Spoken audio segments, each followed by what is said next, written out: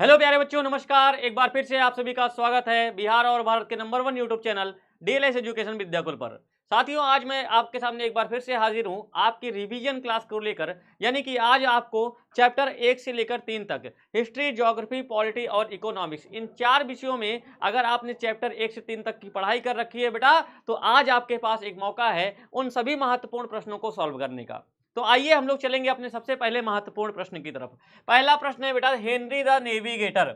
Henry the navigator कहाँ का राजा था? तो बताएंगे पुर्तगाल, इंग्लैंड, स्पेन या फिर रोम का। सभी बच्चों का एक बार जोरदार तरीके से कमेंट आना चाहिए कि इस प्रश्न का जो सही जवाब हो जाएगा क्या हो जाएगा बेटा। तो इस प्रश्न का जो सही जवाब हो जाएगा कहाँ का? पुर्तगाल का ही था। और यही पुर्तगाल का एक व्यक्ति और था जिसका नाम क्या था बेटा? वास्को डिगामा, जिसने भारत आने तक की समुद्री मार्ग की खोज की थी बेटा। क्या नाम था उसका? वास्को डिगामा नाम था। तो इस प्रश्न का जो सही ऑप्शन होगा, सही आंसर होगा, क्या होने वाला है? ऑप्शन नंबर ए सही होगा।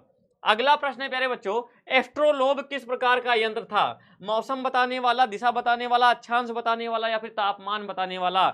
यह प्रश्न आपके लिए इंपॉर्टेंट प्रश्न है, इसको छाप लीजिएगा बेटा, इंपॉर्टेंट प्रश्न है। क्या होगा? एस्ट्रोलोब किस प्रकार का यंत्र था? तो ये था अक्षांश बताने वाला। कैसे याद रखेंगे? ए से एस्ट्रोलॉब और ए से अक्षांश। अक्षांश बताने वाला यंत्र को हम लोग क्या बोलते हैं बेटा? बोलते हैं एस्ट्रोलोब।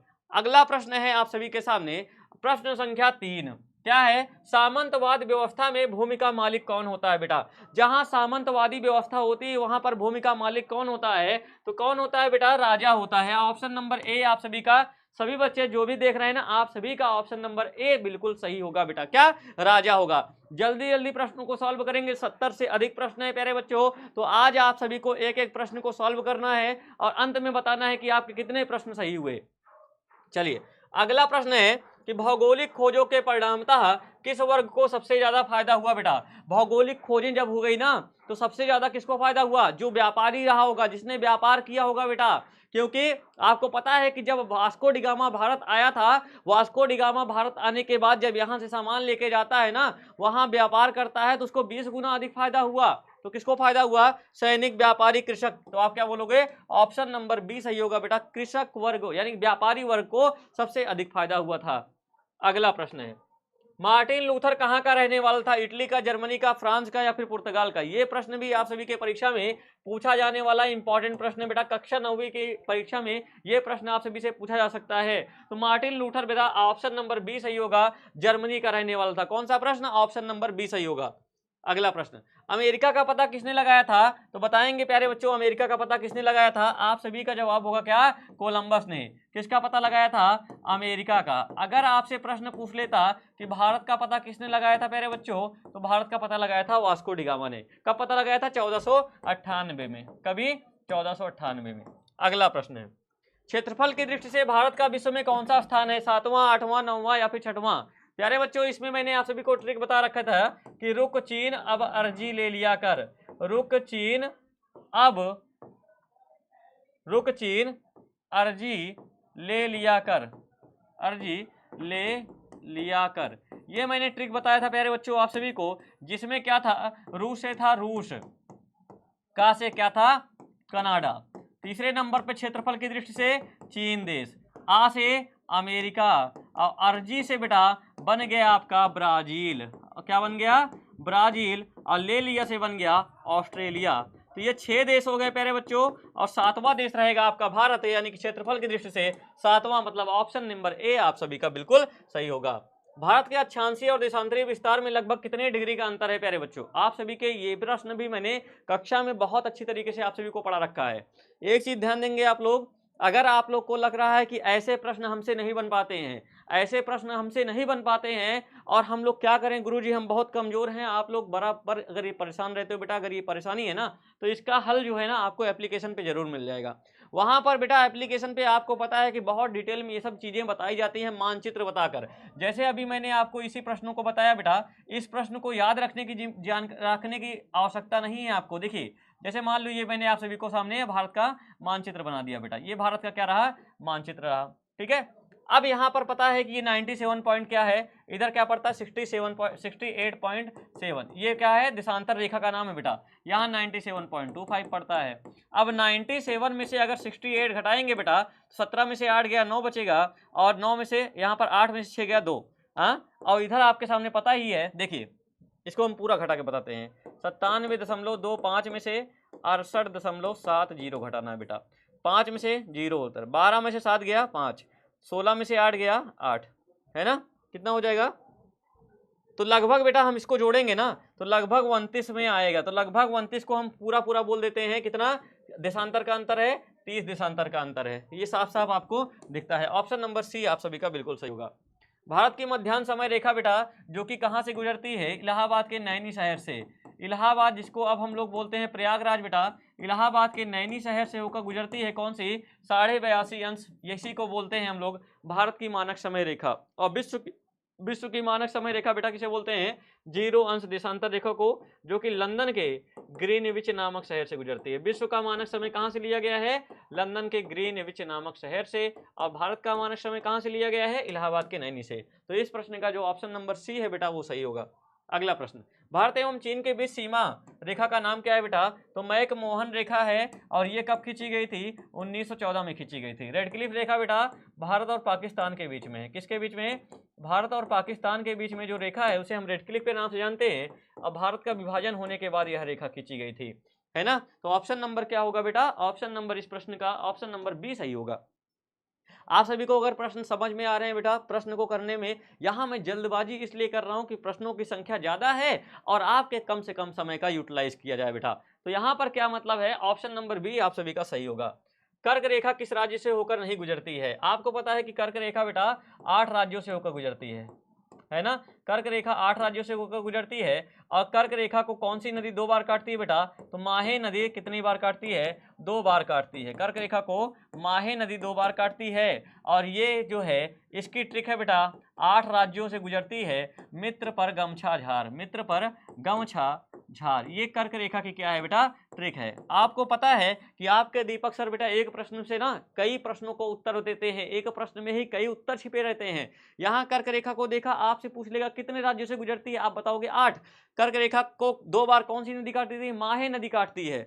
कर्क रेखा कितने राज्यों से? तो यहाँ पर 8। मा से मी से मिजोरम, मी से मिजोरम, त्रा से हो जाएगा त्रिपुरा, पा से हो जाएगा पश्चिम बंगाल, पा से हो जाएगा पश्चिम बंगाल, और रा से हो जाएगा राजस्थान, और गा से हो जाएगा गुजरात, और माँ से हो जाएगा महाराष्ट्र, माँ से मध्य प्रदेश, माँ से मध्य प्रदेश, छा से छत्तीसगढ़, और झार से बेटा झारखंड।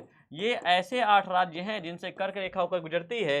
तो मध्य प्रदेश, छत्तीसगढ़, गुजरात से गुजरती है बेटा, महाराष्ट्र से नहीं गुजरती है। ऑप्शन नंबर बी आप सभी का बिल्कुल सही होगा कि कर्क रेखा महाराष्ट्र से नहीं गुजरती। इनमें से कौन सा देश उत्तर प्रदेश की सीमा को छूता है बेटा? तो उत्तर प्रदेश की सीमा जो है ना नेपाल से टच करती है। ऑप्शन नंबर सी जो है, ऑप्शन नंबर डी बिल्कुल सही होगा। नेपाल से भारत के कितने राज्य सीमा साझा करते हैं बेटा? तो 5 राज्य जो है नेपाल से क्या करते हैं? सीमा साझा करते हैं। कितने राज्य? 5। ऑप्शन नंबर क्या होगा? डी बिल्कुल सही होगा। अगला प्रश्न है, वह स्थान कौन सा है जो 3 तरफ समुद्र से घिरा है? प्यारे बच्चों जैसे मान लीजिए अगर हम लोग यहाँ पर मानचित्र से बात करें, अगर हम लोग मानचित्र बना दें तो मानचित्र बनाएंगे तो आपको बताना है कि 3 तरफ समुद्र से कौन सा देश घिरा हुआ है बेटा। मानचित्र बना दिया हमने और क्या कर दिया, इसको आपको बताना है। तो देखो यहाँ पर एक पड़ता है इधर, इधर क्या पड़ता है? इधर बंगाल की खाड़ी पड़ता है, इधर बंगाल की खाड़ी, इधर क्या पड़ेगा? बंगाल की खाड़ी पड़ेगा। और इस साइड बात करेंगे अगर हम लोग तो बेटा अरब सागर पड़ेगा, अरब सागर पड़ेगा, और नीचे क्या पड़ेगा? हिंद महासागर। तो 3 तरफ कहाँ से घिरेगा बेटा? ये जो राज्य है तमिलनाडु, तमिलनाडु राज्य जो है ना भारत के 3 तरफ समुद्र से घिरा हुआ है, ये नीचे वाला राज्य। तो ऑप्शन नंबर क्या कहोगे आप लोग? लक्षद्वीप नहीं होगा, मालदीव नहीं होगा, कोलकाता यानी कि कन्याकुमारी बेटा। कहाँ है ये? कन्याकुमारी तमिलनाडु में ही पड़ता है। सबसे नीचे निचला छोर जो है ना यहाँ पर कन्याकुमारी पड़ता है बेटा। ठीक है, समझ में आ गया होगा ना? सबको समझ में आ रहा है? बिल्कुल। चलिए अगले प्रश्न की तरफ चलेंगे बेटा। अगला प्रश्न क्या है, निम्नलिखित में से किससे लोकतंत्र के विस्तार में मदद नहीं मिलती है? आपसी मतभेद से क्या लोकतंत्र में विस्तार मिलेगी? देश की आंतरिक कलह से, विदेशी शासन द्वारा आक्रमण से, आर्थिक नीति से लोकतंत्र के विस्तार में मदद नहीं मिलती है। आपसी मतभेद क्या कह रहा है कि निम्नलिखित में से किससे लोकतंत्र के विस्तार में मदद नहीं मिलती है बेटा? तो देश की आंतरिक कलह से क्या लोकतंत्र में मदद मिलेगी? विदेशी शासन द्वारा आक्रमण से मिलेगी, आर्थिक नीति, आपसी मतभेद है ना। तो बेटा ये आपसी मतभेद अगर होगा तो क्या लोकतंत्र के विस्तार को मदद मिलेगी? नहीं। देश की आंतरिक कलह की वजह से क्या लोकतंत्र में विस्तार मिलेगी? नहीं। विदेशी शासन द्वारा आक्रमण से, आर्थिक नीति से लोकतंत्र के विस्तार में मदद मिलेगी, है ना। ये ऑप्शन होना चाहिए बेटा, मदद मिलती है। लोकतंत्र किससे लोकतंत्र के विस्तार में मदद मिलती है, तो किससे मदद मिलती है, आर्थिक नीतियों से क्या होता है, मदद मिलती है। ये ऑप्शन तीनों क्या हो जाएंगे, गलत हो जाएंगे। अगला प्रश्न, चिली में जनतंत्र की बहाली कब हुई बेटा, तो ऑप्शन नंबर बी बिल्कुल सही होगा। चिली में जनतंत्र की बहाली कब हुई थी, ऑप्शन नंबर बी 2004 में। अगला प्रश्न, मेरे देश के मेहनतकश मजदूरों इनमें से किसका नारा था। आपको मैंने बहुत अच्छी तरीके से पढ़ाया था बेटा, अल सल्वाडोर आयंदे के बारे में। चिली में ये शासन कर रहे थे और इन्हीं के शासन समाप्त करने के बाद यहाँ पर सैनिक शासन आ जाता है, मतलब पिनोसे आ जाता है। तो यहाँ पर जो मेरे देश के मेहनतकश मजदूरों की बात कर रहा है ये सल्वाडोर आयंदे बेटा, सल्वाडोर आयंदे का कथन था। ऑप्शन नंबर बी बिल्कुल आप सभी का सही होगा। अगला प्रश्न, चिली में सैनिक तख्तापलट के बाद राष्ट्रपति कौन बने।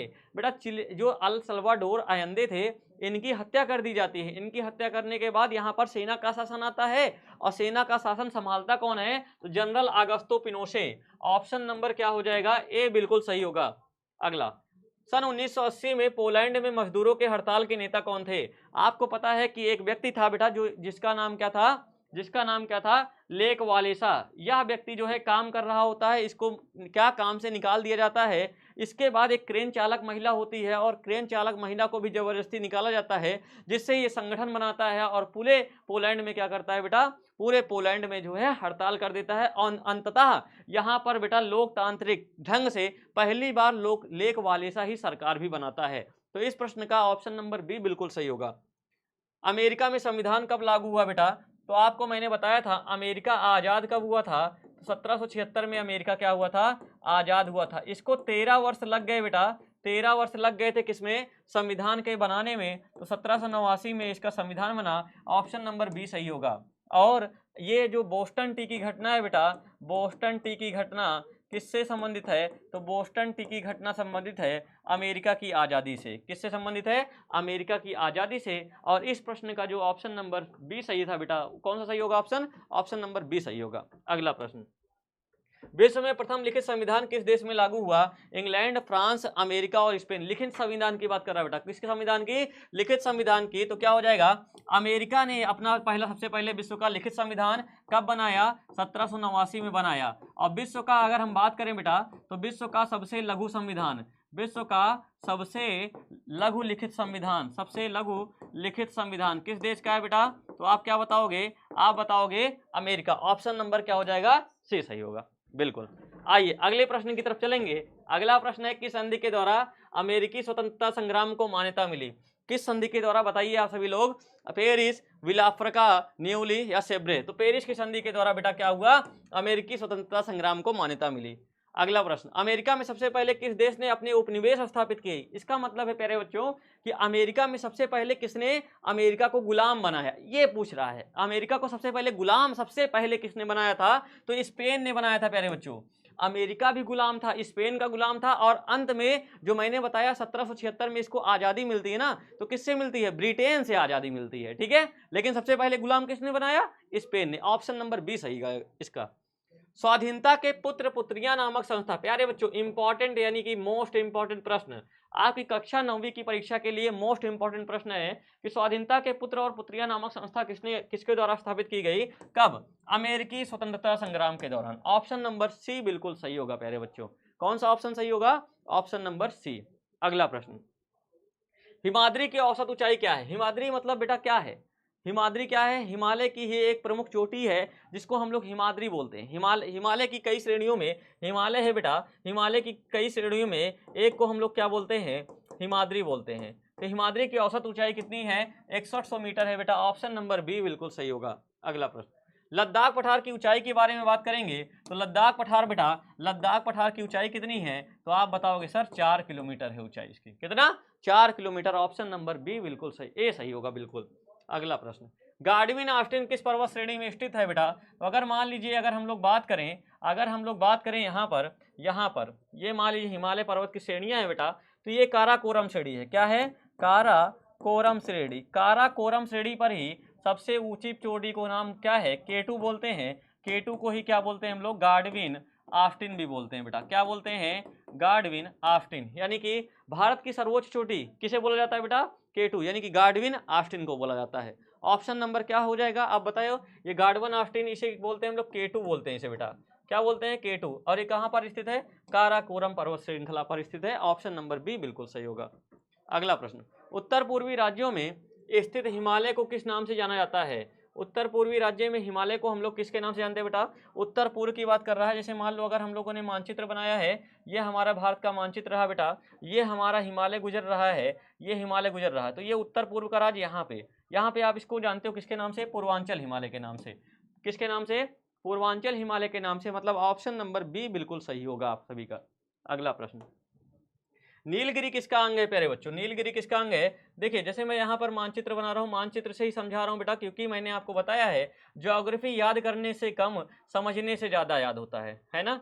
ज्योग्राफी याद करने का विषय नहीं है प्यारे बच्चों, समझने का विषय है। जैसे मैंने अभी आपके सामने यहाँ पर बना दिया, तो देखो यहाँ पर क्या है बेटा, ये सभी क्या कहलाता है, पश्चिमी, क्या कहलाता है, पश्चिमी घाट। तो घाट का मतलब है बेटा, पश्चिमी घाट का मतलब है कि यहाँ पर क्या है, ये जितनी भी पर्वत श्रृंखलाएं हैं इनकी वजह से ही इसका नाम है पश्चिमी घाट, और यहाँ पर जितनी भी पर्वत श्रृंखलाएं हैं बेटा उसका नाम क्या है, पूर्वी घाट। ठीक है, तो यहीं पर एक बेटा पर्वत पाया जाता है, एक पर्वत पाया जाता है जिसका नाम क्या है, नीलगिरी। क्या है इसका विस्तार बेटा, इस तरीके से है, इसका नाम क्या है, नीलगिरी है। नीलगिरी पश्चिम से पूर्व की ओर बेटा विस्तार है, और ये क्या काम करती है, पश्चिम से पूर्व को मिलाने वाली श्रेणी है। पश्चिम से पूर्व को मिलाने वाली श्रेणी को हम लोग क्या बोलते हैं, नीलगिरी। तो ये नीलगिरी किसका भाग है बेटा, पश्चिमी घाट। तो आपसे देखो एक प्रश्न और भी पूछ सकता है कि पश्चिमी भाग को पूर्वी भाग से कौन मिलाता है, तो क्या बोलोगे, नीलगिरी। मतलब ऑप्शन नंबर क्या बोलोगे, पश्चिमी घाट को पूर्वी घाट से मिलाने वाली श्रृंखला का नाम क्या है या पहाड़ी का नाम क्या है, तो बता दोगे नीलगिरी। ठीक है, अगला प्रश्न, अगला प्रश्न है प्यारे बच्चों, लक्षद्वीप कहाँ स्थित है। लक्षद्वीप मैंने आप सभी को बहुत अच्छी तरीके से पढ़ा रखा है, इसको केवल आपको मैंने बताया है कि आप सभी को क्या रखना है याद, मानचित्र से याद रखेंगे। ठीक है, मानचित्र से याद रखने का मतलब ये है, जैसे मान लीजिए लक्षद्वीप कहाँ पर है, तो आप लोग ऐसे बता सकते हो सर यहाँ पर है, तो यहाँ पर लक्षद्वीप का मतलब क्या होता है, अरब सागर। यहाँ पर कौन सा सागर है, अरब सागर। अरब सागर में ही क्या है बेटा, लक्षद्वीप है। ऑप्शन नंबर क्या बताओगे इसका आप सभी, ऑप्शन नंबर ए। अगर आपसे पूछ लेगा अंडमान निकोबार कहाँ पर है, तो बंगाल की खाड़ी में है। अंडमान निकोबार कहाँ पर है, बंगाल की खाड़ी में, है ना। यहाँ पर 4 द्वीप, बड़े द्वीप हैं बेटा, ये मैंने आप सभी को क्लास में बहुत अच्छी तरीके से पढ़ाया है कि लक्षद्वीप और किसके बारे में, अंडमान निकोबार के द्वीप में। लक्षद्वीप से आपसे क्या प्रश्न पूछेगा कि मूंगा चट्टानों से निर्मित द्वीप है, मूंगा चट्टानों से निर्मित द्वीप कौन सा है बेटा, तो लक्षद्वीप है। क्योंकि ये मूंगा क्या होता है, मैंने आप सभी को बताया था कि मूंगा एक जीव होता है जो कि कहाँ पाया जाता है, छिछले समुद्र में। छिछले समुद्र का मतलब समझ रहे हैं कि जहाँ पर बहुत कम गहरा हो बेटा। तो ये क्या हो जाएगा, ऑप्शन नंबर ए आप सभी का बिल्कुल सही होगा। अगला प्रश्न है, श्रीलंका और भारत के बीच में कौन सा द्वीप है बेटा। मान लो कि ये बेटा क्या रहा आप सभी का, प्रायद्वीपीय भारत रहा, और यहाँ पर ही श्रीलंका है। तो यहाँ पर भारत और श्रीलंका के बीच में, भारत और श्रीलंका के बीच में बेटा एक द्वीप पाया जाता है जिसका नाम क्या है, पंबन द्वीप। इसी द्वीप पर बेटा पंबन द्वीप नाम है, और इसी द्वीप पर रामेश्वरम स्थित है। रामेश्वरम, जो जाते हो ना रामेश्वरम दर्शन करने के लिए, रामेश्वरम दर्शन करने के लिए जाते हैं, तो कहाँ स्थित है, ये पंबन द्वीप पर ही स्थित है। ऑप्शन नंबर क्या हो जाएगा बेटा, ऑप्शन नंबर के बीच में द्वीप पूछ रहा है बेटा, द्वीप याद रखना, कौन सा द्वीप, पंबन द्वीप। ऑप्शन नंबर डी सही। अगला प्रश्न, मनुष्य की मूलभूत आवश्यकताएं क्या होती है बेटा। मनुष्य किसके लिए काम करता है, मनुष्य की मूलभूत आवश्यकता क्या है, आपसे प्रश्न पूछ रहा है, तो क्या होगा, भोजन, वस्त्र, मकान, शिक्षा, उपयुक्त सभी। तो ऑप्शन नंबर डी बिल्कुल आप सभी का सही हो जाएगा बेटा। कौन सा ऑप्शन, ऑप्शन नंबर डी बिल्कुल सही होगा। अगले प्रश्न की तरफ चलेंगे प्यारे बच्चों। अगला प्रश्न क्या होने वाला है, तो अगला प्रश्न है, निम्न में से कौन सा मानवीय पूंजी नहीं है, बताइए मानवीय पूंजी नहीं है।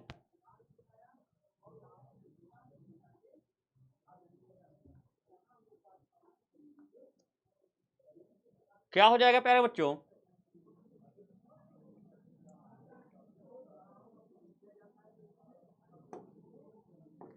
इस प्रश्न का ऑप्शन नंबर सी सही हो जाएगा प्यारे बच्चों। अगला प्रश्न, प्रोफेसर अमृत सेन ने प्राथमिक शिक्षा को मानव के लिए क्या बनाने पर जोर दिया है। मूल अधिकार, मूल कर्तव्य, नीति निर्देशक तत्व, अनावश्यक। तो ऑप्शन नंबर ए सही हो जाएगा, मूल अधिकार। अगला प्रश्न है, बिहार राज्य के किस जिले की जनसंख्या सबसे अधिक है बेटा। सबसे अधिक जनसंख्या है कहाँ की, पटना की, यानी कि ऑप्शन नंबर ए सही हो जाएगा। कौन सा option, option number A. 35 question हो चुके हैं और 35 क्वेश्चन और बाकी हैं। जल्दी जल्दी हम लोग फटाफट इनका भी क्वेश्चन को सॉल्व करेंगे। अगला प्रश्न, इनमें से कौन सा लोकतंत्र के लिए आवश्यक नहीं है? लोगों द्वारा चुनी हुई सरकार होना चाहिए, चुनाव निष्पक्ष होना चाहिए, न्यायालय पर किसी व्यक्ति का नियंत्रण हो, या सरकार द्वारा लिए गए फैसलों में लोगों की भागीदारी होना चाहिए। तो ऑप्शन नंबर डी सी बेटा क्या हो जाएगा? बिल्कुल सही होगा कि ये आवश्यक नहीं है, बाकी सारी चीजें आवश्यक हैं। अगला प्रश्न, आज दुनिया में सबसे बेहतर शासन किसे माना जाता है? तो बताएंगे आप सभी लोग, इसको मैंने कक्षा में भी पढ़ा रखा है बेटा। किसे माना जाता है? लोकतांत्रिक शासन व्यवस्था को आज दुनिया में सबसे बेहतर शासन व्यवस्था माना जाता है, मतलब ऑप्शन नंबर ए सही होगा।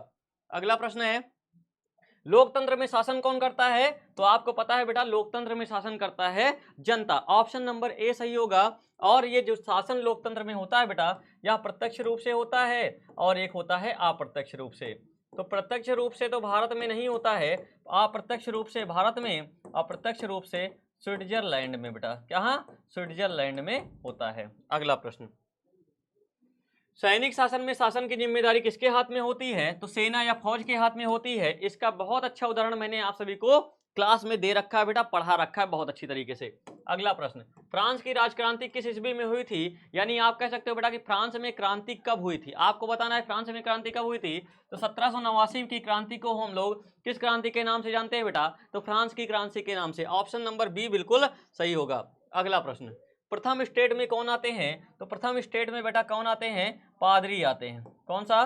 प्रथम स्टेट में, ठीक है। अगर हम लोग बात करें बेटा, प्रथम स्टेट में ये आ गए, तो द्वितीय स्टेट में कौन आते हैं, इसको आपको कमेंट करके बताना है ना। प्रथम स्टेट में ये आ गए, द्वितीय स्टेट में कौन आते हैं? और अगर अगले प्रश्न की बात करेंगे तो तृतीय स्टेट में बेटा कौन आ जाएंगे? तृतीय स्टेट में आते हैं आपका कौन? दार्शनिक।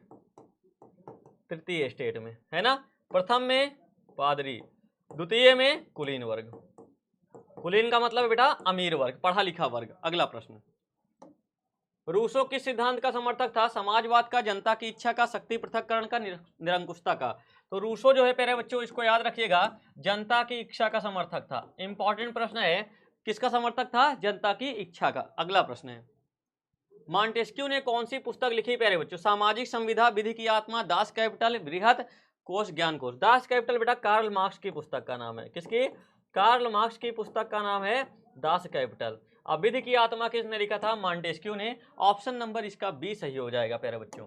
अगला प्रश्न, फ्रांस की राजनीति के समय, राजक्रांति के समय वहां का राजा कौन था? नेपोलियन, लुई 16वां, लुई 14वां या फिर मिराबियो? तो आपको पता है कि एक व्यक्ति था जो कि किसका? निरंकुश शासक माना जाता था, बहुत मनमानी करता था। वह कौन था? तो लुई 16वां था प्यारे बच्चों। ऑप्शन नंबर कौन सा सही होगा? ऑप्शन नंबर सी बिल्कुल सही होगा। अगला प्रश्न, निम्न में से कौन सी लवड़ी झील है प्यारे बच्चों? निम्न में से कौन सी लवड़ी झील है, मतलब जो नमकीन नमक वाली झील है? बूलर, डल, सांभर, गोविंद सागर। तो ये सांभर झील है प्यारे बच्चों। ये क्या है? लवड़ी झील है। और ये कहाँ पाई जाती है? आप इसको कमेंट करके जरूर बताइए। ऑप्शन नंबर इसका सी बिल्कुल सही होगा। अगला प्रश्न है, गंगा नदी पर गांधी सेतु किस शहर के निकट अवस्थित है? तो आपको पता है, कभी अगर बिहार में बेटा ट्रेवल किए हैं ना, तो इस प्रश्न का आप लोग सही जवाब दे पाएंगे कि पटना में ही तो बना है गांधी सेतु। ऑप्शन नंबर सी बिल्कुल सही होगा। अगला है, कौन सी नदी भ्रंश घाटी से होकर बहती है? तो दो पहाड़ों या दो पर्वतीय से होकर बहने वाली नदी बेटा, जो पहाड़ों को भी काटकर होकर बहने वाली नदी है, वो उसे भ्रंश घाटी से बहकर कहते हैं। और इसमें 3 नदियां हैं, तापी है, महानदी है और नर्मदा। ये 3 नदियां ऐसी हैं जो कि भ्रंश घाटी से होकर बहती हैं। तो ऑप्शन नंबर क्या हो जाएगा? ऑप्शन नंबर सी बिल्कुल सही होगा। अगला प्रश्न है, कौन सी नदी प्रायद्वीपीय भारत की सबसे लंबी नदी है? प्रायद्वीपीय भारत का मतलब है बेटा इतने क्षेत्र में बहने वाली, इतने क्षेत्र में बहने वाली सबसे लंबी नदी कौन सी है? गोदावरी नदी। क्या है? गोदावरी नदी। तो दक्षिण गंगा भी इसे कहते हैं बेटा। दक्षिण गंगा किस नदी को कहा जाता है? दक्षिण गंगा कहा जाता है गोदावरी को। प्रायद्वीपीय भारत की सबसे लंबी नदी के बारे में बात करेंगे तो गोदावरी, ऑप्शन नंबर बी बिल्कुल सही होगा। अगला प्रश्न, सिंधु जल समझौता कब हुआ था? तो भारत और पाकिस्तान के बीच में, भारत और पाकिस्तान के बीच में, भारत और पाकिस्तान के बीच में, ठीक है। तो 3 नदियों का, ऊपर की 3 नदियां बेटा यहाँ पर देखोगे तो 1960 में सिंधु नदी के जल को लेकर बंटवारा हुआ था। सिंधु नदी के जल को लेकर 1960 में भारत और पाकिस्तान में बंटवारा हुआ, जिसके हम लोग जानते हैं सिंधु जल समझौता के नाम से। अगला है, सांगपो किस नदी का उद्गम है बेटा? ठीक है, सांगपो इसे एक नाम है बेटा ब्रह्मपुत्र नदी का। ब्रह्मपुत्र नदी का ही एक अन्य नाम है सांगपो। कहाँ पर? तिब्बत में। तिब्बत में ब्रह्मपुत्र नदी को किस नाम से जानते हैं? तो हम लोग जानते हैं सांगपो के नाम से। अगला प्रश्न है, कोसी नदी का उद्गम कहाँ पर है? कोसी जो कि बिहार की शोक कहलाता है बेटा। सतपुड़ा श्रेणी, गोसाईनाथ, मानसरोवर, गंगोत्री। ये प्रश्न जो है कोसी नदी को बेटा आपको पता है ना, बिहार का शोक कहते हैं। क्या कहते हैं? बिहार का शोक कहते हैं। हर वर्ष बिहार में शोक मनाती है, ये शोक मचा देती है बेटा, बहुत तबाही मचाती है। तो इस प्रश्न का जवाब आप लोग कमेंट के माध्यम से दीजिए कि ये कोसी नदी का उद्गम कहाँ पर। देखता हूं मेरे बिहार के लाल में कितना दम है। अगला प्रश्न है, भारत की प्रमुख आर्थिक समस्या क्या नहीं है प्यारे बच्चों? आर्थिक समस्या नहीं है, गरीबी समस्या है, औद्योगिक पिछड़ापन और औद्योगिक विकास और आर्थिक विषमता। तो आर्थिक जहां मतलब पैसे वाली बात कर रहा है तो आर्थिक विषमता इसमें नहीं शामिल किया जाएगा। ऑप्शन नंबर ए बिल्कुल नहीं होगा। अगला प्रश्न, गरीबी में बिहार राज्य भारत के राज्यों में कौन सा स्थान पर आता है? तो आपको पता है कि भारत के ये ऐसे राज्य हैं जो कि बीमारू राज्य की श्रेणी में आते हैं। तो हमारा बिहार जो है प्यारे बच्चों, ये क्या है? गरीबी राज्यों में सबसे पहले नंबर पर आता है। ऑप्शन नंबर ए बिल्कुल सही होगा इसका। अगला प्रश्न है, सन 2001 की जनगणना के अनुसार भारत के इन राज्यों में सबसे अधिक गरीबी कहाँ है? उड़ीसा, झारखंड, पश्चिम बंगाल या फिर उत्तर प्रदेश। तो उड़ीसा में प्यारे बच्चों 2001 की जनगणना के अनुसार सबसे ज्यादा गरीबी है। ऑप्शन नंबर ए सही होगा। अगला है, गरीबी रेखा के नीचे रहना किसका है? अमिति का घोतक है, गरीबी का सूचक है, खुशहाली का सूचक है, इनमें से किसी का नहीं। तो गरीबी रेखा के नीचे रहना बेटा किसका सूचक है? तो खुशहाली का सूचक, ये नहीं हो जाएगा। ऑप्शन नंबर क्या हो जाएगा? बी सही होगा। निम्न में से कौन सी प्राकृतिक आपदा के अंतर्गत नहीं है? प्राकृतिक आपदा के अंतर्गत कृषि, उद्योग, बाढ़ आते हैं बेटा। प्राकृतिक आपदा के अंतर्गत कौन आता है? तो बाढ़ आता है। ऑप्शन नंबर क्या हो जाएगा? ऑप्शन नंबर सी सही हो जाएगा। अगला प्रश्न है, संविधान सभा की पहली बैठक कब हुई थी प्यारे बच्चों? आपको पता है 9 दिसंबर 1946 को मैंने आप सभी को बताया था संविधान सभा की पहली बैठक हुई थी। तो दिसंबर 1946 कौन सा है? ऑप्शन नंबर डी बिल्कुल सही है। तो क्या आपको बेटा ये सब क्वेश्चंस करने में मजा आ रहा है कि नहीं? एक बार जरूर बताइए कि बेटा आज के सेशन में ये मजा आ रहा है कि नहीं। अगला प्रश्न, भारतीय संविधान सभा के अध्यक्ष कौन थे प्यारे बच्चों? तो भारतीय संविधान सभा के अध्यक्ष थे डॉक्टर राजेंद्र प्रसाद। आपको पता है कि अगर ये प्रश्न पूछ लेता भारतीय संविधान सभा के अस्थायी अध्यक्ष ये भी बताइएगा प्यारे बच्चों। ये भी मैंने आप सभी को बताया था, क्या? सच्चिदानंद सिन्हा बेटा ये क्या थे? ये संविधान सभा के पहले अध्यक्ष या कहिए संविधान सभा के पहले अस्थायी अध्यक्ष थे। अगला प्रश्न, भारतीय संविधान सभा के लिए चुनाव कब हुआ था? तो चुनाव कब हुआ था? 1946 में प्यारे बच्चों। ऑप्शन नंबर क्या हो जाएगा? बी सही होगा। अगला प्रश्न, भारतीय संविधान कब तैयार हुआ? तो 26 नवंबर 1949 को प्यारे बच्चों संविधान हमारा तैयार हो गया था। संविधान हमारा कब तैयार हुआ था? 26 नवंबर 1949 को। किंतु अगर लागू करने की बात करेगा तो 26 जनवरी 1950 को क्या कर दिया गया था? इसको लागू किया गया था बेटा। 26 नवंबर को बन गया था, लागू कब किया गया? तो 26 जनवरी 1950 को। भारत ब्रिटिश शासन से कब मुक्त हुआ? तो 15 अगस्त 1947 को भारत आजाद हो गया था प्यारे बच्चों। ऑप्शन नंबर बी सही होगा। अगला प्रश्न है, सन 1931 में कांग्रेस का अधिवेशन कहाँ हुआ था प्यारे बच्चों? तो कराची में हुआ था। ऑप्शन नंबर क्या हो जाएगा? डी बिल्कुल सही हो जाएगा। सरदार वल्लभ भाई पटेल ने इसकी क्या की थी बेटा? अध्यक्षता की थी। ठीक है, आई होप आप सभी को ये सारे प्रश्न में करने में बहुत मजा आया होगा बेटा। अगर आज के सभी प्रश्नों को करने में बहुत मजा आया है तो ये आप सभी के आज 70 से अधिक महत्वपूर्ण प्रश्न थे जो कि आपकी परीक्षा की दृष्टि से, आपके रिवीजन की दृष्टि से काफ़ी महत्वपूर्ण थे प्यारे बच्चों। अगर आज की क्लास में मजा आया हो ना तो सभी जोरदार तरीके से सेशन को शेयर भी कर देना और लाइक ठोक देना और कमेंट के माध्यम से जरूर बताइएगा।